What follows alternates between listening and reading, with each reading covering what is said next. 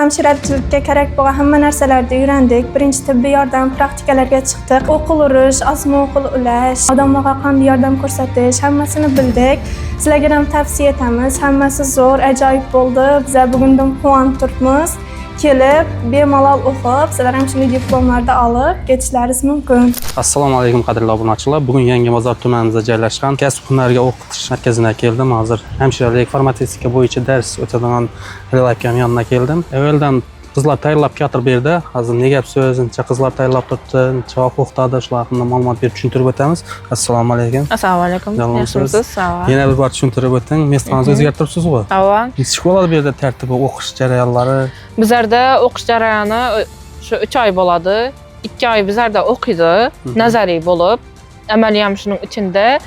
3-oyimiz amaliyotda yuradi, praktikada. Больницаlarda shu o'rganib hamma narsani. Ishga joylanib bilamizlar? Davlatnikida mumkin emas. Xususiy klinikalarga mumkin. Ishlasa bo'ladi. Ava. 3 oy o'qiydi, nima berasiz?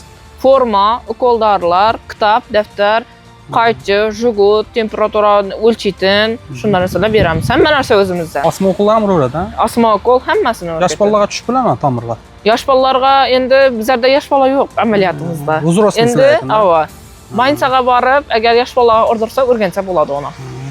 Unda ichkariga kirib tanishtirsak bo'ladimi? Bo'ladi. Qizlar yaxshimisizlar? Assalomu alaykum, yaxshi rahmat. O'qishlar bo'lib turibmi? Ha. Qiynalmaysizlarmi? Yo'q. Qancha o'qildi? 3 oydan o'tdi. Nima narsalar o'rgandingiz? O'qil urish, praktikaga bordik. O'rgandik. Osma o'qil tushib bilasizmi? Ha. Qiyin emasmi, hammasi zo'rmi? Yo'q, zo'r emas, ajoyib. Kamchilik yo'qmi? Yo'q. Siz qancha o'qildi o'qigansiz? 3 oydan. Nimalar o'rgandingiz? O'qil urish, hamshirachilik, birinchi tibbiy yordam, osma o'qil urish. 3 oyda o'rgansa bo'ladimi ekan? Sizlar neredasizlar o'zi? Bo'sqalardan. Ikkingiz ham bir yerdanmi? Ha. Rahmat esa ma'lumot uchun. Ajoyib zo'r. Hammaga kelishni maslahat beramiz. Azamat o'quv markaziga kelganimizda 3 oydan oshdi. Biz hamshirachilikka kerak bo'lgan hamma narsalarni o'rgandik. Birinchi tibbiy yordam praktikalarga chiqdik. O'qil urish, osma o'qil ulash, odamlarga qanday yordam ko'rsatish, hammasini bildik. Sizlarga ham tavsiya etamiz. Hammasi zo'r, ajoyib bo'ldi. Biz bugundan quvonib turibmiz.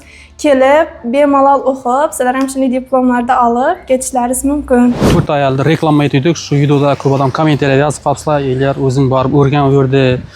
Bizlar borib so'rasak bu narsalar yo'q ekan" deb kommentariyada yozsalar. Shu narsani bilish uchun men shu yerga yetib keldim hozir, o'rganish uchun. Sizlar aytgandan borib o'rgan deganlar uchun keldim. Hozir birgalikda shu Hilal akam o'zi bilan gaplashaman. Ne gap so'z, ne gap bo'lib turibdi? Shu qizlar kelib menga murojaat qildingizlar, kommentariyada yozdingizlar, o'zimga chiqdingizlar, telefondingizlar, shuni bilish uchun shu yerga keldim hozir. Birgalikda ko'ramiz. Butun videodan keyin kommentariyada ko'p fikrlar bildiribdi-da, negativ fikrlar yozilibdi. Shularga nima bo'ladi deysiz? Endi ularni o'zim ham o'qidim. Lekin bu ko'pchilik odam tushunmagan o narsani. Bu yerdagi o'quvchilar, kelgan o'quvchilar ham tushunmagan. 15 kunday, 10 kunday o'zimning sog'lig'im to'g'ri kelmadi, shunga sal darslarning orasi ochilib ketdi. Shu sababli yangi formalarda sal irqilish bo'ldi. Bularning diplomlari ham irqilish bo'ldi. Lekin bu diplomchilarimga o'zimning shu bo'lib turgan vaziyatimni tushuntirib aytdim. Kutdilar, mana bugun diplomni oldilar barisi. Lekin bunday holat bo'lmagan. Lekin bunday holat bo'lmagan bizlarda.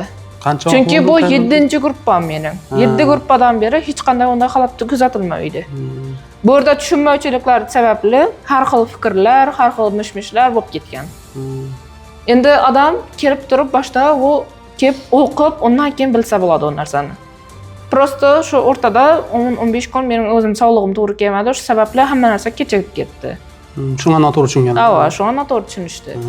Endi hamma istijamimiz, hamma turavermaydi. Bu o'quvchilarimdan tushuncha berib, masalan, shu vaziyatim shunday bo'lib turibdi deb tushunib, mana bugun quvonishib diplomlarni oldilar. Gap so'zlar bo'lsa o'zingizga chiqsin. Shu, gap so'zlari bo'lsa bemalol o'quv markazimiz ishlab turibdi, kelib shu yerda bizlardan savol javob etsin. Adresini sizlarga tushuntirib o'tadigan bo'lsam, Yangibozor tumani markazida joylashgan sentrda toza pojarniy bo'ladi, shuni yon boshida joylashgan. Puska yo'ldan kelaversangizlar, chap qo'lda bo'ladi. Agar siz partiyanda kelsangizlar, o'ng qo'lda bo'ladi. Bemalol kelaversa, tushunmaydigan savollarınız bo'lsa, shu Hilal akam nomerini qoldiraman, bemalol bog'lansangiz bo'ladi.